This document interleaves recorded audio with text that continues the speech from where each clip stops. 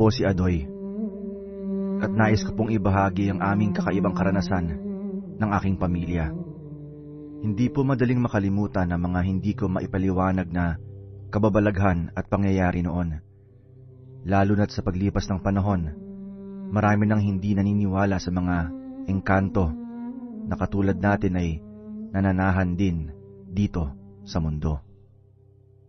Taon 1989, Bicol.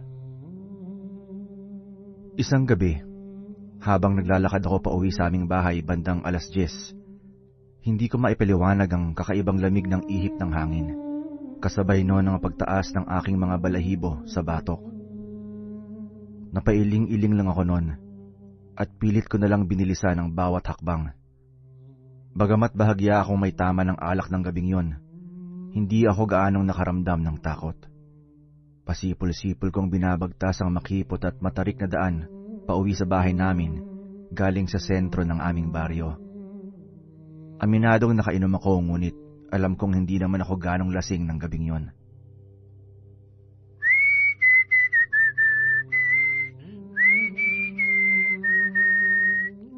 Sobrang lamig naman ngayon. Wala rin sa kondisyon ng katawan ko. Masyadong... mukhang tatrangkasuhin pa yata ako. Wag naman sana't kailangan kong mag-ipon para sa panganganak ni Mrs. Nang makarating ako sa may masukal na bahagi ng daan kung saan ako dumadaan, lalong bumigat ang aking bawat hakbang na para bang may nagmamasid sa akin. Gamit ang flashlight ko, iginiya ko ang aking paningin sa paligid, ngunit wala naman akong makita na kahit anino man lang. Hindi naman yun ang unang pagkakataon na naranasan ko yun sa loob ng ilang taon na ring paninirahan namin sa lugar na yun. Yun na kasi ang lugar na kinalakihan ng aking asawa, kaya naman mas komportable na siya doon. Kapitbahay lang namin ng kanyang mga magulang.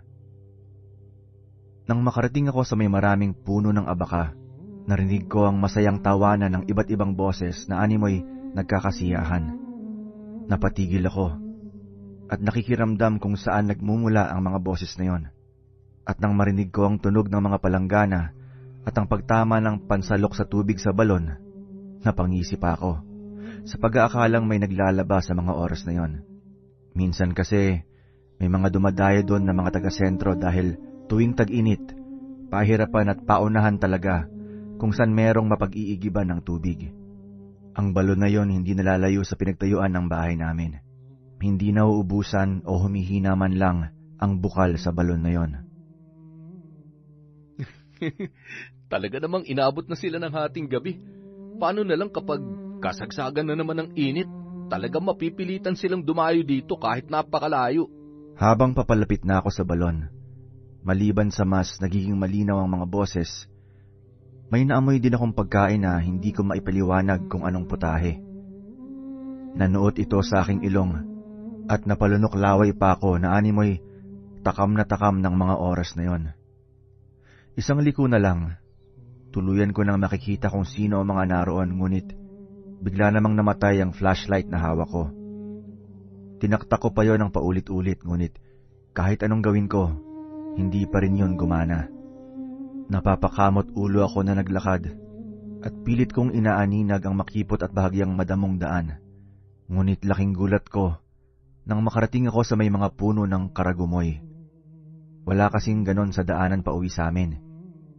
Tumigil muna ako sa paglalakad at sa mga oras na yon, pinagpapawisan na ako ng malamig. Naalala ko ang kwento ng mga magulang ng aking asawa na si Nora tungkol sa mga mapaglarong engkanto. At sa unang pagkakataon ng mga oras na yon, tuluyan na akong nakaramdam ng takot. Teka, nasan ako? Bakit may mga karagumay na dito? Aray! Napaglalaruan pa yata ako ng mga engkanto. Diyos ko, kayo na pong bahala sa akin. Tulong! May tao ba dyan? Tulungan niyo ako! Tulong! Tanging kalabog lang ng dibdib ang naririnig ko at ang aking mabilis na paghinga dahil sa sobrang takot na nararamdaman ko ng mga oras na yon. Ramdam ko ang hapdi ng mga sugat dahil sa pagtama ng mga tinik ng karagumoy sa aking mga balat sa bawat pagsagi ko sa mga dahon nun. Sinubukan kong baliktarin ang aking damit, ngunit may bigla na lang may kung anong tumulak sa akin hanggang sa gumulong ako sa matarik at mabatong bahagi ng daan.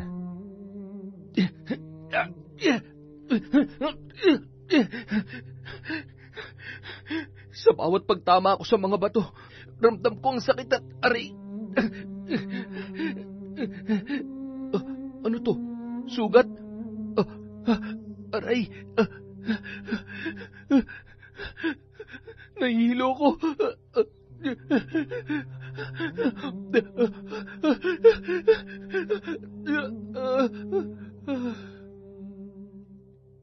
Nang magising ako, may liwanag na. Ramdam ko ang lamig na nanunuot sa aking buong katawan. Ang hindi ko inaasahan ay kung paanong nasa may daluyan ako ng tubig sa may balon. Napabalikwas ako at pilit na inaalala kung ano ang mga nangyari. Tumayo ako at ramdam ko ang pananakit ng aking buong katawan. Ngunit wala na kahit kaunting galos at sugat man lang sa aking ulo. Paulit-ulit ako naghilamos hanggang sa mahimasmasan ako. Ha? Ano nangyari sa akin? Bakit napadpad ako rito? Panaginip lang ba lahat ng yun? Hindi. Hindi ako maaaring magkamali. Imposible. Wari ko'y lagpas 5:30 na mga oras na yon. Gulong-gulo ang isip ko na naglalakad pa uwi sa bahay. Nadatnan ko ang asawa ko na nasa may tarangkahan at punong-puno ng pag-aalala sa kanyang muka habang hinihimas-himas ang kanyang tiyan. Kabuwanan na niya sa pangatlo naming anak. Lumabas naman ang dalawa naming anak na si Jason at Lizelle na noon ay halatang kagigising lang. Napatingin sa akin ng mga yon na animoy nagtataka kung bakit basang-basa ang aking damit. Hindi ko alam kung paano ko sasabihin o ipapaliwanag sa aking mag-iina ang nangyari sa akin. 3 sunod-sunod na malakas na hampas ang natamo ko mula sa aking asawa, sabay maluha-luha pa yon sa sobrang galit. Akala niya, inumagan na naman ako sa inuman, kasamang aking mga kaibigan. Mahal, pasensya na. Ano kasi? Huy, kausapin mo naman ako. Ay. Wala siyang sinabi na kahit na ano, pero ramdam ko ang galit at sama ng loob ni Nora. Lumapit naman sa akin ng aking lalaking anak na si Jason. Saan po kasi kayo pumunta, Tay? Bakit po ngayon lang kayo dumating? Si nanay po, kagabi pa nag-aalala sa inyo eh. Hindi nga po ata siya nakatulog ng maayos. Kaya yan po, ayaw niya po kayong kausapin. Ano kasi anak eh, nakatulog si tatay sa bangka. Manghuhuli nga sana ako ng isda kagabi pagkatapos ko magtripulante. Ayun, medyo sumama ang pakiramdam ko tapos naghiga-higa lang ako hanggang sa nakatulog na ako. Hindi ko na malayan na madaling araw na pala. Huwag kayong mag-alala. Mamaya, magbabati rin kami ng nanay niyo. Yun kasi ang isa sa pangunahing kabuhayan ko, maliban sa pagtatanim. At kung minsan naman, umi-extra ako bilang tripulante sa bangka na bumabiyahe patungong bayan. Nagkatingin na naman ang 2 anak ko na parabang hindi kumbinsido sa aking mga sinabi. Siguro dahil na rin sa wala man lang akong dalang gamit sa pangingisda at isda na karaniwang tinitira ko para may pang-ulam kami. Lalo lamang nagalit ang aking asawa at napagbunto na ng 2 naming anak na noon ay pinagmamadali niya na sa pagpunta sa balon upang maligo. Pinadala na rin niya ang palanggana na puno ng labahin. Sumunod ako sa mga bata. Ako na magsasalok para mabilis. Ayusin ang pagsabon ng katawan ang hindi agad mangasim kapag pinagpawisan, ha? Ay, ayaw pa rin talaga akong kausapin ng nanay ninyo. Kung umuwi lang sana po kayo kagabi, hindi naman magagalit si nanay eh. Pinagmamasdan ko ang balon habang nagsasalita ang aking anak. Walang bakas na kahit anong bula ng sabon at basa sa may bandang pwestuhan ng mga naglalaba. Napabuntong hininga ako ng mga oras na yon. Alam ko na may kakaibang nangyari sa akin nung gabing yon.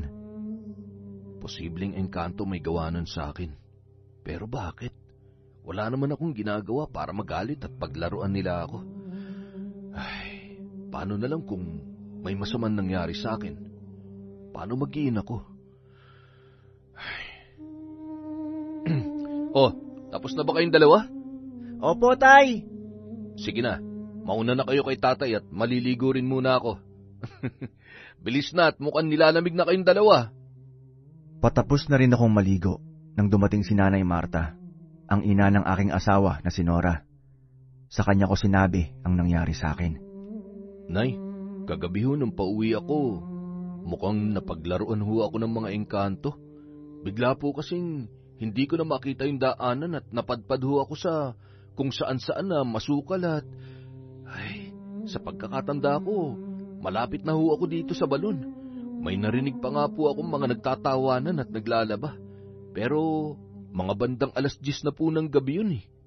Napagalitan pa ako noon at pinagsabihan na hindi sana mangyayari yon kung hindi ako umuwi ng alanganing oras.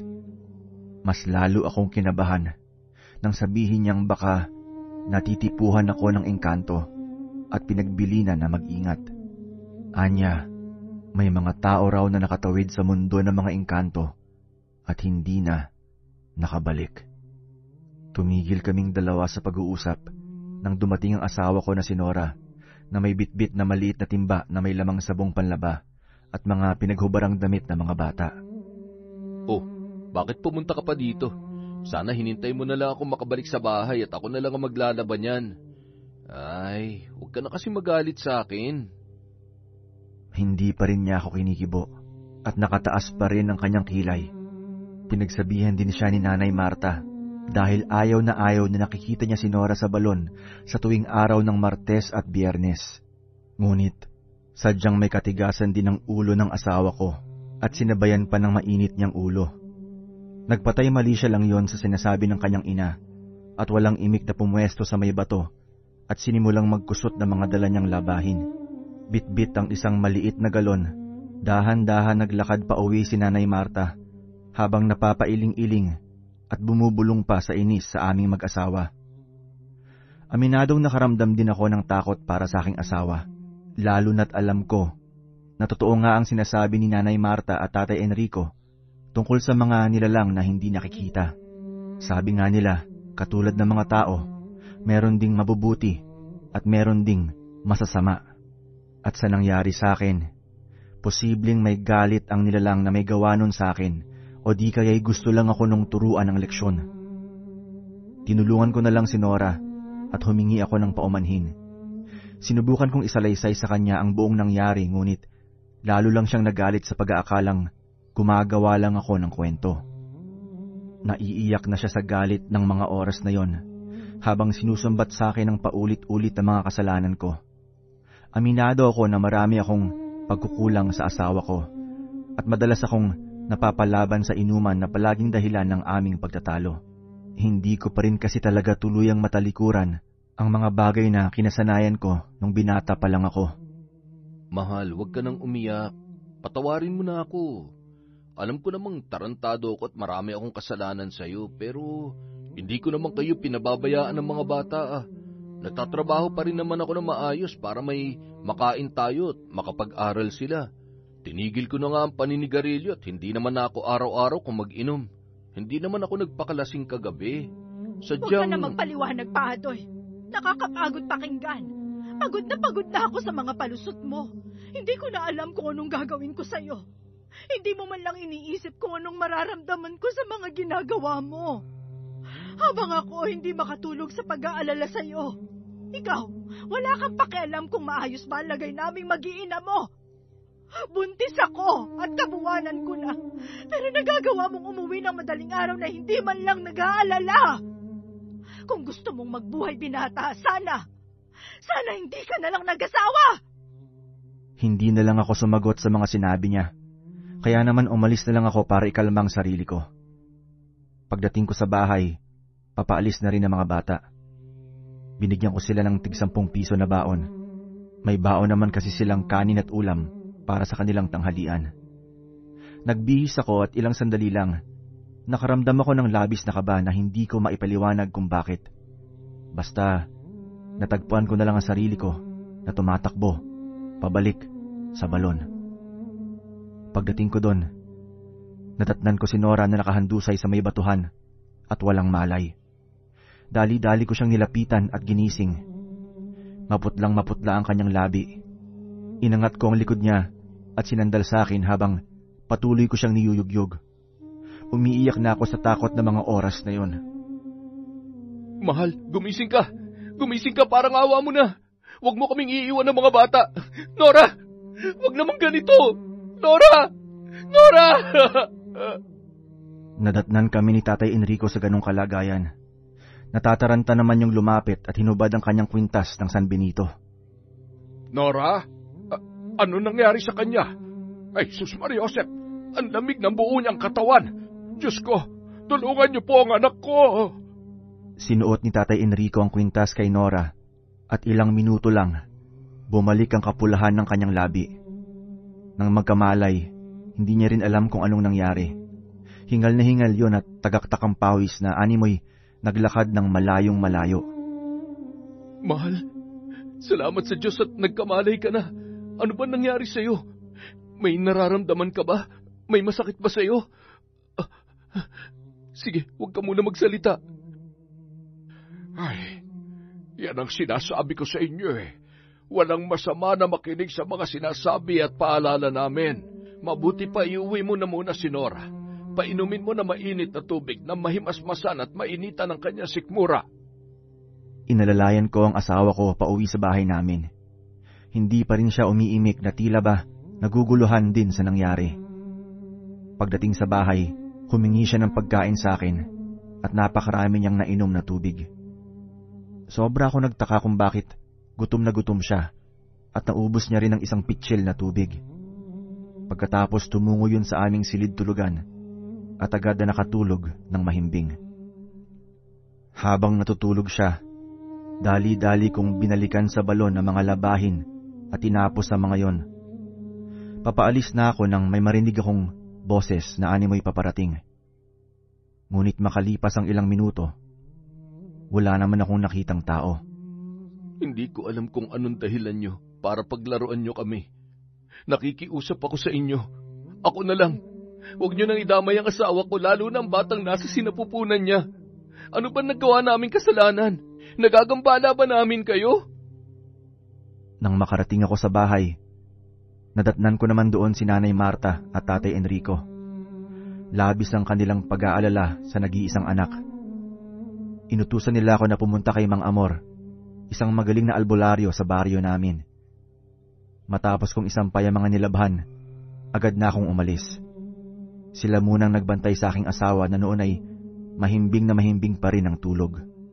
Nang makarating ako sa bahay nila Mang Amor, sakto namang kararating lang niya mula sa ibang baryo. Madalas kasi yung wala dahil abala at dumadayo sa ibang baryo para manggamot. Mabuti na lamang at naabutan ko kayo, Mang Amor. Ang totoo, kararating ko lang. Kumusta? Meron ba akong maitutulong sa'yo? Sino bang may sakit sa inyo? Pinapunta ho ako ni Tatay Enrico sa inyo dahil posible raw na paglalaroan ng engkanto ang asawa ko. Ang totoo po niyan, pati ho ako ay nabiktima rin nila. Hindi ko nga po alam kung bakit eh. Kaya natatakot ho ako para sa kaligtasan ng pamilya ko. Lalong-lalo na si Nora. Nagdadalang tao po siya. Bigla na lang ho kasi siyang nawalan ng malay kanina dun sa may balon. Talagang mahilig maglaro ang mga yan. Mga tuso. Kung minsan naman kapag meron silang ginusto, hindi sila titigil hanggat hindi nila nakukuha yon. O siya, huwag na tayong magsayang pa ng oras. Bandang 2:00 ng hapon, nang makabalik ako kasama si Mang Amor, nadatnan namin si Nora na gising na at nakikipagkwentuhan kay Tatay Enrico. Nagtataka naman siya kung bakit kasama ko si Mang Amor dahil wala naman na raw siyang nararamdaman ng mga oras na yon. Anak, mas makabubuti na makasiguro tayo. Buntis ka kaya baka kinawiwilihan ka ng mga nananahang engkanto dun sa balon. Narito na rin si Amor, kaya sige na, magpatingin ka na sa kanya. Oo nga naman, mahal, para malaman din natin kung anong dapat gawin sakali mang tama ang hinala ni tatay. Hindi naman na tumanggi ang asawa ko. Lalo na nang sinabi ng albularyo na nararamdaman niya ang isang malakas na presensya. Mag-iingat ka, Nora. Nararamdaman ko ang lakas ng kapangyarihan na taglay ng isang itim na nilalang na posibleng may malaking ugnayan sa'yo. Kung maaari, huwag ka na munang maglalabas ng bahay. Lagi kang magdasal at magpausok sa tuwing 6:00 upang maitaboy ang mga engkanto sa paligid. Tuso ang mga yan. Gagawa at gagawa sila ng paraan para lang mangyari at makuha ang kanilang gusto. Sinimulan niyang kunin ang kanyang gamit sa pagtatawas. Sinimulan niya ang kanyang pagdarasal habang hawak ang isang lumang pinggan na may langis at nagwiwika ng orasyon habang may hawak na kandila. Nang may mahulmang imahe sa pinggan, napapailing-iling yon. Nora, isang malakas na nilalang ang nagbabantay sa'yo. Sa tingin ko, gusto niyang kunin ang batang nasa sinapupunan mo. Kailangan mong...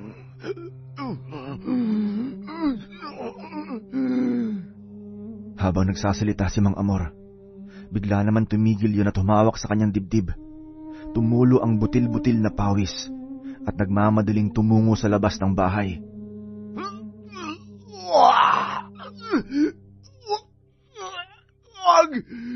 Wag! Napagapang pa yun sa lupa at hinang-hina. Ilang minuto rin bago kumalma at nalapitan ni Adoy ang matandang albularyo. Nababakas ang takot sa mukha niya na tila ba may nagbabanta sa kanyang buhay. Mang Amor, anong nangyayari sa inyo? Uminom po muna kayo ng tubig. Pagkatapos uminom ng tubig, tinulungan ko yung tumayo at saka ako iginiya papunta sa balkonahe. Pinaupo ko yun at pinasandal sa upuang yari sa kawayan.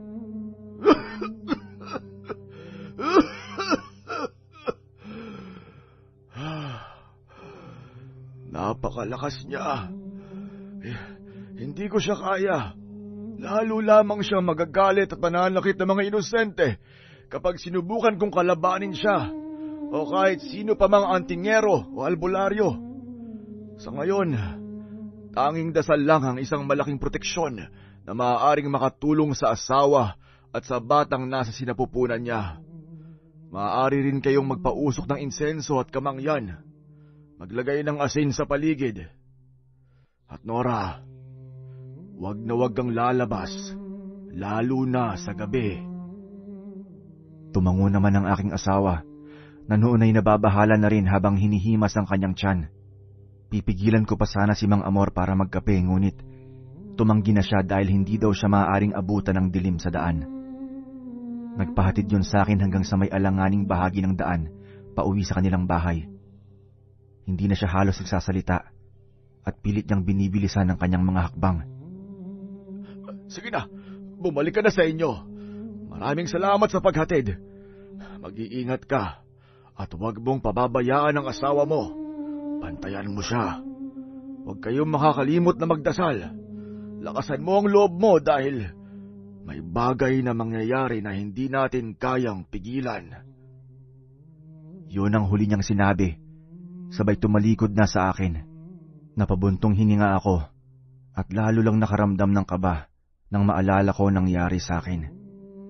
Gayon din ang mga ibig ipakahulugan ni Mang Amor. Dahan-dahan ko nang inihakbang ang paa ko pabalik.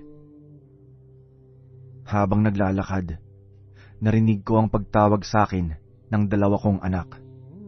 Tumigil ako at nakangiting hinintay sila. Agad naman sila nagmano at nagtanong kung bakit pumunta si Mang Amor sa aming bahay. Agad ko naman sinabi sa kanilang nangyari at pinagbilinan ng mga dapat naming gawin. Nang makabalik kami sa bahay, agad na akong kumuha ng mga bunot ng nyog at uling. Inabot naman sa akin ni Nanay Marta ang kamangyan at insenso at nagsimula ng maglingas ng apoy. Nagmamadali naman kinuha ng pangalawa kong anak na si Lizelle ang mga sinampay at abala naman sa kusina ang panganay kong si Jason. Ilang sandali lang, nagpaalam na rin si nanay at tatay dahil mag-aasikaso na rin sila para sa kanilang hapunan. Nilapitan ko ang asawa ko at hinawakan ang kamay nito. Tinugunan niya lamang ako ng matipid ng ngiti, sabay na pabuntong hininga. Malalaki na ang mga anak natin. Mahaasahan mo na sila sa mga gawaing bahay. Buti na lamang ay tinuruan ko sila. Kaya kapag wala ako dito sa bahay, siguradong kayang-kaya nyo na. Isa pa, kahit pasaway ka minsan, alam ko naman na hindi mo sila pababayaan. Kung makapagsalita ka naman, para ka namang aalis. Bakit, iiwan mo ba kami? Alam mo namang hindi ko kaya mag-isa. Daig ko pa ang pilay kapag wala ka sa buhay ko. Kaya hindi mo kami pwedeng iwan ng mga anak mo kahit anong mangyari. Pangako, mula ngayon hindi na ako magiging sakit ng ulo mo. Mahigpit kong niyakap ang asawa ko at hinagkan siya sa noo. Wala akong mabasa na kahit anong ekspresyon sa kanyang muka. Masyado siyang kalmado. Hindi na siya galit pero tila ba may nagbago sa kung paano ako tingnan ng aking asawa. Kinaumagahan, nagising ako na wala sa tabi ko si Nora. Paalis na rin ang mga bata patungong eskwelahan. Agad ko silang tinanong kung nasaan ang kanilang ina. Napatakbo naman ako nang malaman ko na pumunta yon sa balon. Patakbo kong sinundan ng aking asawa at nadatnan ko yon na pinagsasabihan ni Tatay Enrico. Ano ba naman at hindi ka na lamang magpaigib ng pampaligo sa asawa mo? Kung kailan ka naman pinagbabawalan ay siya namang... Ay, ang tigas ng ulo mo, Nora! Sa pagkakataong yon, nakangisi lang si Nora habang masamang nakatitig kay Tatay Enrico. Hindi pa man natatapos magsalita si Tatay Enrico, agad namang napahawak ng tiyan ang aking asawa. Agad akong lumapit para alalayan siyang makaupo sa may malaking bato, hanggang sa tuluyan ng pumutok ang kanyang panubigan at sinabayan yon ng paghilab ng kanyang tiyan. Humihiyaw sa sakit ang aking asawa na si Nora. Tawagin mo nga ang nanay mo. Madali ka. Nagtatakbo ako habang tinatawag ang biyenan ko. Agad naman siyang lumabas ng bahay, dala ang kanyang mga gamit na kakailanganin. Buti na lang, maalam sa pagpapaanak ang aking biyenang babae. Nagpupumalahaw sa pag-iyak ang sanggol. Gamit ang isang malinis na kutsilyo, pinutol niya ang pusod ng aming anak. Nakahanda na rin ang palanggana na gagamitin niya upang matanggal ang dugo sa katawan ng aming anak. Napakaputi, may namumula-mulang pisngi at labi ang aming bunsong anak at kapansin-pansin ang kulot at kakaibang kulay ng buhok na animoy buhok ng mais. Hinagka ni Nora ang bunso namin at matamis ng umiti. Kahit anong mangyari, hinding-hindi ka pababayaan ni nanay. Mahal na mahal kita, anak. Nay, tay, adoy, huwag mong pababayaan ang mga anak natin. Matapos niyang sabihin yon, bigla niya na lang pinikit ang kanyang mga mata at nawala ng malay. Nora, huwag mong gawin sa akin to. Nakikiusap ako, huwag mo kaming iiwan ng mga anak mo. Nora, makinig ka sa akin. Gumising ka. Nora, hindi. Tatay, bakit hindi na siya humihinga? Hindi pwede to. Huwag niyong kukunin ang asawa ko. Nora! Anak, masyado ka pang bata para iwanan mo mga anak mo. Mahal na mahal ka namin ng nanay mo. Halos mahimatay naman si Nanay Marta habang pilit na ginigising ang aking asawa. Samantala mula sa di kalayuan, nabitawan ng mga anak ko ang kanilang bag nang dumaan sila na noon ay papasok na sana sa kanilang eskwela nang nakitang kalagayan ng kanilang ina. Parang dinudurog ang puso ko ng mga oras na yon. Nagpupumalahaw ang mga anak ko habang nakayapos sa wala ng buhay na si Nora. Karga naman ni Nanay Marta ang aming bunsong anak na noon ay mahimbing lang na natutulog. Walang kamuwang-muwang sa mga nangyayari na mga oras na yon. 2 araw lang ang aming pinalipas. Agad ring inilibing sa sementeryo sa aming karatig baryo ang asawa ko. Mahal na mahal kita. Marami akong pagkukulang sa iyo. Hindi ko alam kung paano magiging ina at ama sa mga anak natin pero susubukan ko maging malakas para sa kanila. Huwag mo kaming pababayaan. Hindi ko alam kung paano magpapatuloy ng mga oras na yon. Hindi ko alam kung kaya ko na tumayong mag-isang magulang sa mga anak namin, lalo na sa aming bunsong anak. Ngunit sa tulong ni Tatay Enrico at Nanay Marta, Kahit mahirap, kinaya ko. Inubos ko ang oras ko sa pagtatrabaho at pag-aalaga sa mga anak ko. May mga pagkakataon na kahit wala ng asawa ko, nararamdaman at kung minsan ay naririnig ko pa rin ang boses niya. Ang sabi pa nga ng albularyo na si Mang Amor, malakas raw ang kutob niya na hindi pa tuluyang nakakatawid ang aking asawa. Posible raw kasi na nabihag ito ng mga engkanto. Sinabi niya sa akin na makapangyarihan ng engkanto na umiibig sa asawa ko. Yun ang dahilan kung bakit may mga gabing nawawala ang asawa ko at bumabalik na may putik ang kanyang katawan, lalong-lalo na ang kanyang paa. Madalas din kami nakakakita ng malaking bakas ng yapak sa manipis na semento sa aming sala. Ngunit lahat yon, pinagsawalang bahala lang namin. Wala na akong magawa pa dahil nangyari na ang mga nangyari. Hindi ko na maibabalik pa ang buhay ng asawa ko at hindi ko rin kayang labanan ng mga engkanto na tinutukoy ni Mang Amor. Ang gusto ko lang, magawa akong obligasyon ko sa mga anak ko at matupad ang hiling ng asawa ko bago siya mawala sa amin. Makalipas ang 6 na taon. Malaki na rin ang aming bunso na si Darwin, na noon ay 6 years old na rin. Ngunit, kakaiba siya sa dalawa niyang kapatid. Hindi siya gaanong nagsasalita. Hindi rin siya makatitig sa kausap at parang laging silaw sa araw. Madalas gusto niya nasa loob lang ng bahay. Higit na mas malapit rin siya sa kanyang lolo at lola. At isa sa mga napapansin ko ay ang ibang pakikitungo ng dalawa kong nakakatandang anak sa aking bunso. Hindi ko alam kung bakit naibunto nila dito ang sama ng loob ng pagkawala ng kanilang ina. Ano ba? Huwag kang masunod na sunod sa akin. Kung nagugutom ka, pumunta ka sa kusina at kumain ka. Hugasan mo rin yung pinagkainan mo dahil hindi mo kami utusan dito. Meron ka rin namang kamay ah. Gamitin mo yan para naman may silbi ka.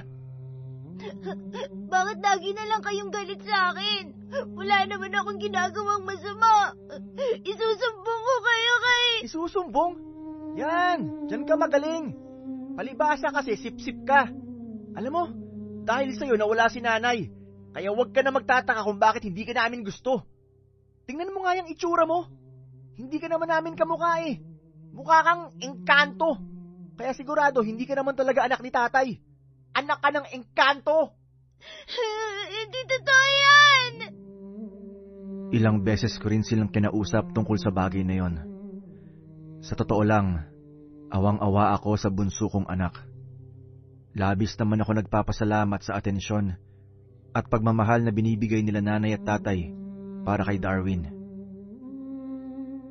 Isang araw noon, dumating ako mga bandang 5:00 ng hapon galing sa trabaho. Sumama ako sa bangka papuntang bayan. Tagabuhat ng mga pangarga ng mga pasahero sa pag-akyat at pagbaba ng bangka sa daungan. Malaki rin ang kinikita ko ron. Madalas ay nangingisda at nanguhuli ako ng hipon sa gabi. Kapag may pagkakataon naman, nagtatanim ako ng mga gulay, kamote at iba pa. Kapag maraming ani, nakakapagbenta ako sa sentro. Malaking bagay yon para sa pang-araw-araw na pangangailangan namin, lalong-lalo na sa pag-aaral ng aking mga anak. Isang araw, nadatnan kong pinapagalitan ng aking mga biyenan si Lizelle at Jason. Umiiyak na ang dalawa at mababakas ang takot at pag-aalala sa kanilang mga muka. Anong nangyayari? Bakit kayo umiiyak? Nasaan si Darwin? Nasaan yung kapatid nyo? Lalo lang lumakas ang hagulgol ng dalawa kong anak sabay umiiling-iling. Ano ba naman kasi kayo? Ang laki nyo na hindi nyo man lamang iniintindi ang kapatid ninyo. Mga makasarili kayo. Hanapin nyo si Darwin dahil kung hindi ay ako mismo ang kakastigo sa inyo. Nagsisisihan si Jason at Lizelle na hindi malaman kung saan magsisimula sa paghahanap sa kanilang nakababatang kapatid. Bumalik na kayo dito. Ako na lamang ang maghahanap kay Darwin. Baka kung mapano pa kayo. Dami ko ng problema, dadagdag pa kayo eh. Sa sobrang pagod at galit ko noon, hindi ko napigilan ang sarili ko na mapalo ang dalawa ng walis tingting bago ako umalis at maghanap sa aking bunsong anak. Sumunod naman sa akin si Tatay Enrico pero pinigilan ko na yon dahil hirap na rin yung maglakad. Patuloy naman na pinangaralan ni Nanay Marta ang kanya mga apo.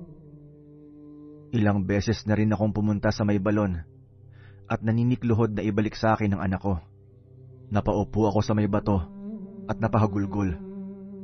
Ngunit bigla akong nabuhayan ng loob nang may tumawag sa akin. Tumakbo papalapit sa akin ang anak kong si Darwin na noon ay basang-basa.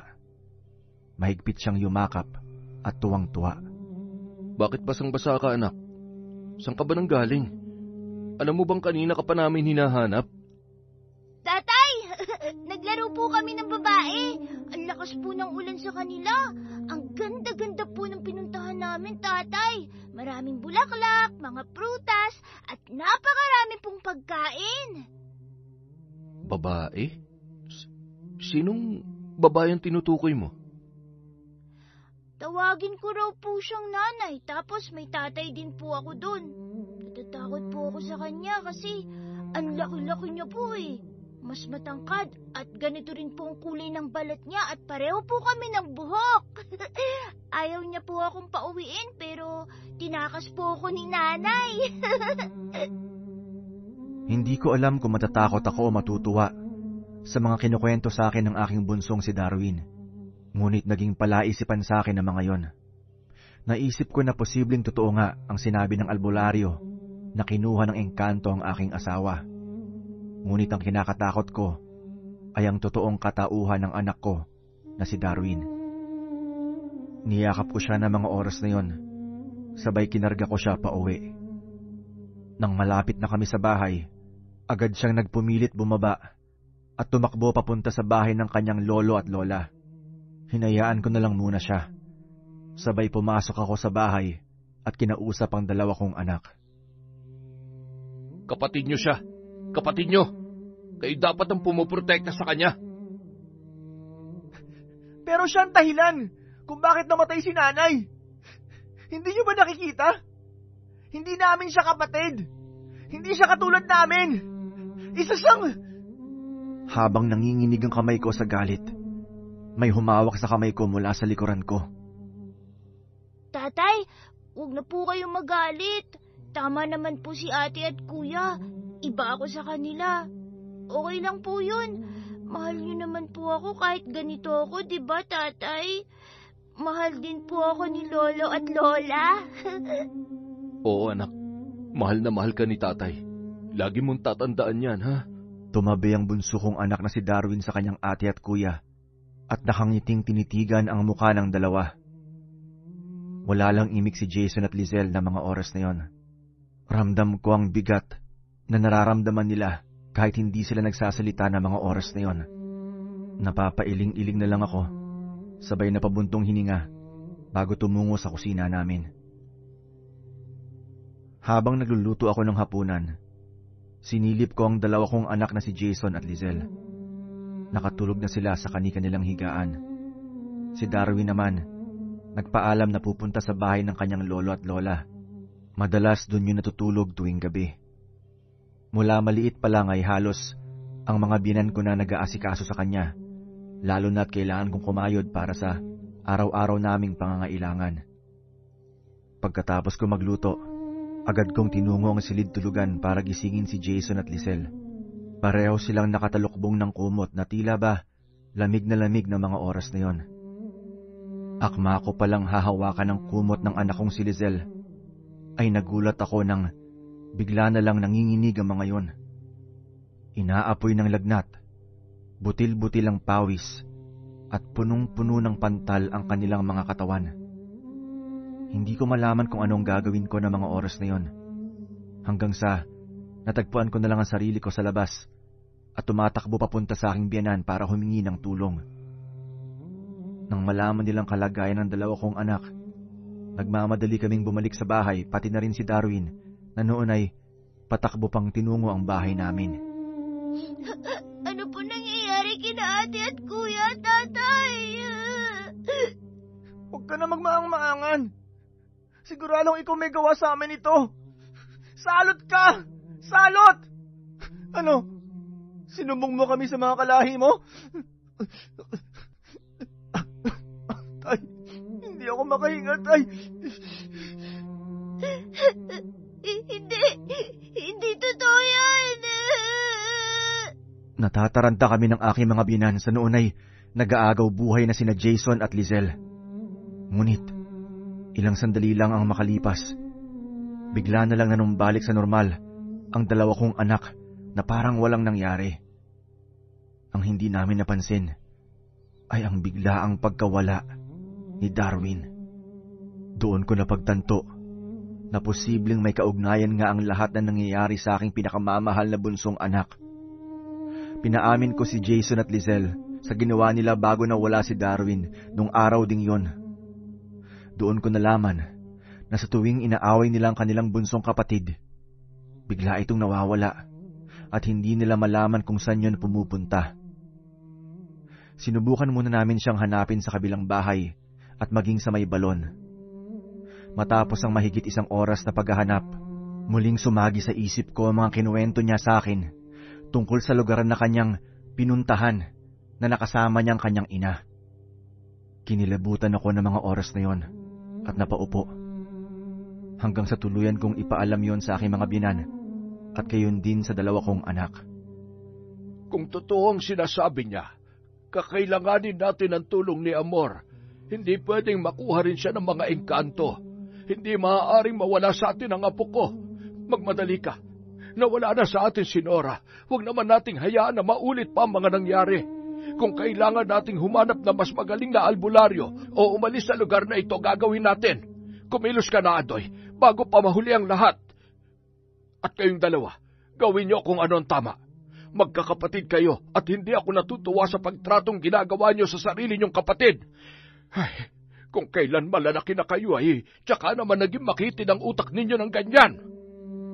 Pinakalma ni Nanay Marta si Tatay Enrico. Nagmamadali akong umalis na mga oras na yon. Hindi alintana ang takot dahil sa mga naranasan ko nung nabubuhay pa ang asawa ko. Maswerte at napapayag ko si Mang Amor, pati na rin ang dayong albularyo na nataon naman nasa bahay niya. Kasama ko silang 2 pabalik sa aming bahay. Buti na lang at kabilugan ng buwan, kaya naging madali sa amin ang paglalakbay ng malayo-layo. 3:00 ng madaling araw, nag-alay ng dasal ang 2 albularyo sa may balon, kung saan sinasabi nila na posibleng doon nananahan ang mga engkanto. Tanggapin niyo ang aming pagsusumamo. Ibalik niyo ang bata sa kanyang pamilya, kapalit ng mga pagkain at buhay ng itim na manok na ito, sa pangalan ng Diyos at Espiritu Santo. Ang tanging maamuyan ng mga oras na yon ay ang usok ng kamangyan at insenso, habang patuloy na tinatawag ni Mang Amor at ng kasama niya ang pangalan ng aking anak. Maya-maya, bigla na lang ako nakaramdam ng labis na panghihina. Natumba ako sa kinatatayuan ko at naramdaman ko ang paninikip ng dibdib ko, hanggang sa tuluyan na pala akong nawalan ng malay. Nagising ako sa iba't ibang matitinis at meron ding malalalim na boses. Nakakasilaw ang liwanag sa buong paligid. Yun lang ang unang beses na makakita ako ng ganong klaseng lugar. Napakaganda pero hindi ko alam kung bakit gano'n na lang ang pangingilabot ko. Nakita ko ang isang matipunong lalaki na may mahabang kasuotan. Mahaba ang kanyang tenga at malalalim ang kanyang mata. Mahaba rin ang kulot ng buhok na kasing kulay ng buhok ng mais. Marahil, iyon ang lalaking tinutukoy ni Darwin. Wala kasing lakas akong sinakal habang humahalakhak yun. Kahindik-hindik at umaalingaw-ngaw ang tawanan ng mga kasamahan nun na tila ba kanyang mga tauhan. Pinasikatan nila ako hanggang sa nandilim ang aking paningin at hindi ko na namalayan pa ang sumunod na mga nangyari. Nang muli akong magkamalay, sinubukan kong bumangon ngunit noon ko lang napagtanto na nakatali pala ang aking paa at kamay. Masyadong mahigpit ang pagkakatali sa akin gamit ang baging. Ramdam ko ang pananakit ng aking katawan. Maya-maya, nilapitan ako ng isang babaeng pamilyar ang muka. Hindi ako maaaring magkamali ng mga oras na yon. Nagbago man ang kanyang pananamit at kulay ng kanyang buhok pero ang mga mata niya at kilos. Kilala ko. Alam ko sa sarili ko na yun ang aking yumaong asawa. Tinawag ko yun sa pangalan niya, ngunit tinitigan niya lang ako na animoy awang-awa siya sa aking kalagayan. Nora, hindi mo ba ako nakikilala? Akong asawa mo. Tulungan mo ako. Hindi ko alam ang sinasabi mo. Hindi Nora ang aking pangalan. Hindi ka maaaring manatili dito, tao. Kapag hindi ka nakabalik bago sumapit ang umaga sa inyong mundo, habang buhay ka nang magiging bihag sa kahariang ito. Hindi kita maintindihan. Nora, makinig ka sa akin. Asawa mo ako. Ikaw at ako, mag-asawa tayo. Ang bunso nating anak, sigurado ako nandito rin siya. Si Darwin, anak natin siya. Ang itinakdang prinsipe ng aming kaharian? Nagpapatawa ka ba? Siya'y isang engkanto. Anak ko siya at ng mahal na hari. Huwag ka nang gagawa ng mas ikapapahamak mo. Iba kung magalit ang aming hari. Mapapahamak ka lamang. Wala ka ng sapat na oras. Kailangan mo nang makaalis bago ka pa niya tuluyang mapatay. Kung hindi, tuluyan ka nang magiging katulad namin. Doon ko napagtanto na tuluyan na ring nawala pati ang kanyang alaala. Tuluyan na siyang namuhay bilang isang engkanto na noon ay naririnig ko lang sa kwento ng aking biyenan. Kinalagan niya ako at pagkatapos hinila niya ang aking kamay. May kung ano siyang nilagay sa aking dila. Ilang sandali lang, nakaramdam ako ng lakas at biglang naghilom ang aking mga sugat. Tumaan kami sa naglalakihang mga puno na hitik sa bunga. Maraming iba't ibang halaman at nagagandahang bulaklak. Hindi niya binitawan ang kamay ko hanggang sa makarating kami sa isang napakagandang batis para kaming nasa paraiso. At doon, may isang mahaba ngunit makipot na tulay na yari sa kahoy. Sinamahan niya akong tumawid hanggang sa naramdaman ko ang unti-unting pagbitaw niya sa aking kamay. Bigla siyang nawala sa aking paningin. Nora! Nora! Bigla na lang siyang naglaho na parang bula. Nagpupumalahaw ako habang patuloy kong tinatawag ang pangalan ng aking asawa at ng aming bunsong anak na si Darwin. Isang malakas na sampalang tuluyang gumising sa diwa ko. Isa-isa kong tiningnan ang mga taong nasa paligid ko. Ay, salamat naman sa Diyos at nagkamalay ka na. Ano nangyari sa'yo? Nakatawid ka ba sa mundo nila? Nakita mo ba ang anak mo? Isinalaysay ko sa kanila ang buong nangyari. Hindi sila makapaniwala sa aking mga sinasabi. Nawawalan na ako ng pag-asa na mga oras na yon, maging ang aking mga biyenan. Dahil sa pagod at puyat, nagpasya muna kaming umuwi sa bahay. Huwag kayong mag-alala. Kung ipapahintulot ang ating kahilingan sa mga engkanto, ibabalik siya sa atin. Ngunit, kung totoo ang iyong mga sinabi, hindi ko maipapangako na makakabalik pa siya dito sa mundo natin. Ay, wag naman sana. O siya, tara na. Kailangan muna nating magpahinga.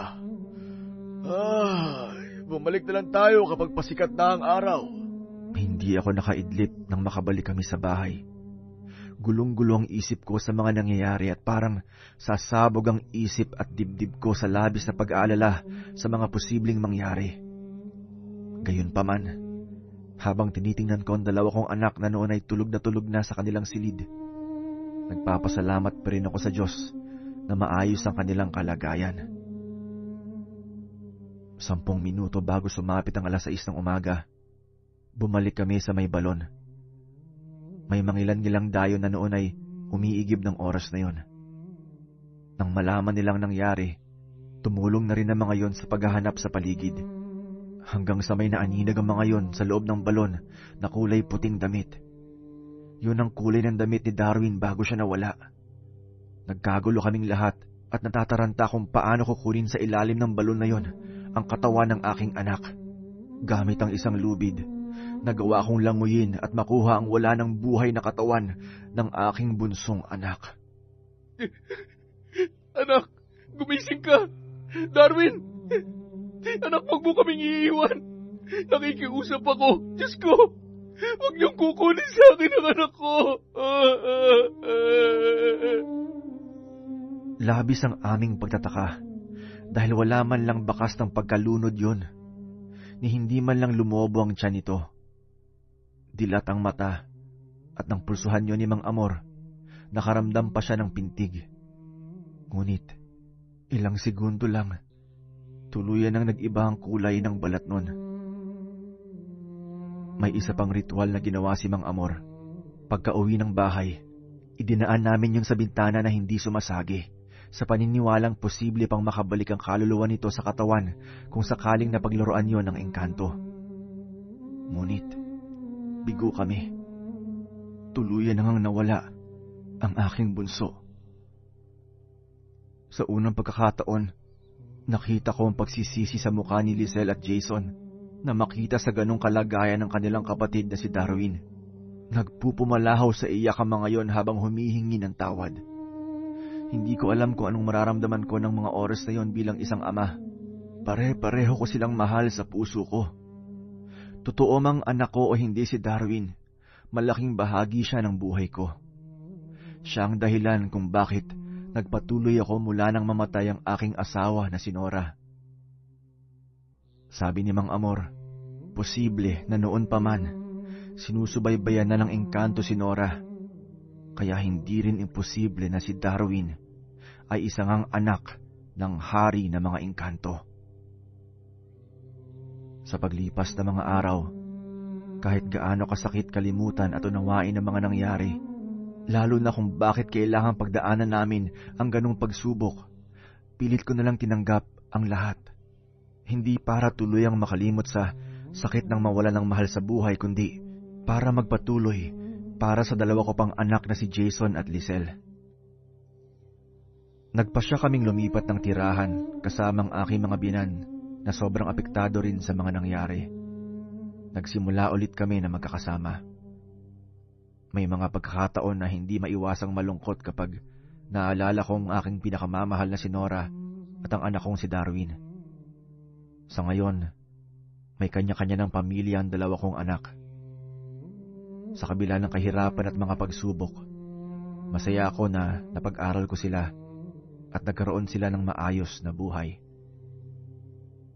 Salamat sa pagbabahagi ng aking kakaibang karanasan. Sana hindi lang ako nakapagbahagi ng kwentong kababalaghan, kundi inspirasyon at pag-asa para sa inyong mga tagapakinig.